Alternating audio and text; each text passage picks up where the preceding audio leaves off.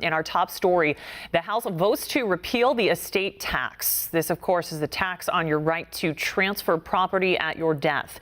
The estate tax affects about 5,400 wealthy Americans each year who are leaving at least $5.4 million to their heirs. Today's 240 to 179 vote broke down largely along party lines, as Republicans say the death tax, as they call it, harms small business owners. Democrats, however, argue that repealing the tax amounts to just giving money away to the rich. The bill now heads to the Senate, where Democrats may have enough votes to block it. The White House has already threatened to veto the legislation. And One America's Augusta Cassada brings us the very latest from Washington. Death and taxes may be two certainties in life, but lawmakers in the House are hoping to make it all a little more manageable.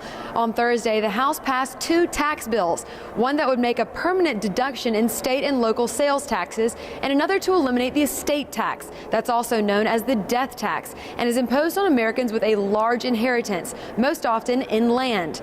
I spoke with freshman Congressman Bruce Westerman.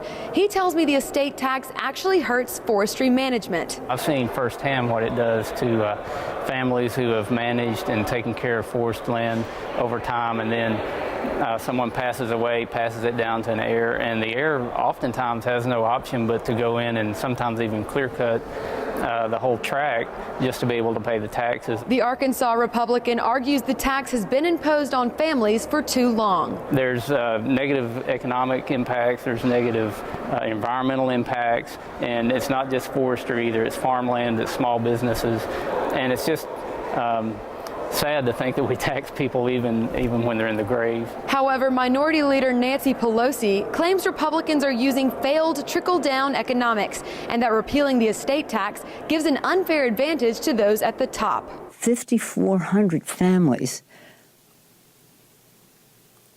are subsidized by taking $269 billion out of our pool of resources. Repealing and reforming the tax code is far from reality, as both of these bills now face the Senate, where it doesn't seem likely they might both have the 60 votes needed to move forward. And even if they do, they face potential vetoes from the president. Augusta Cassada, One American News, Washington.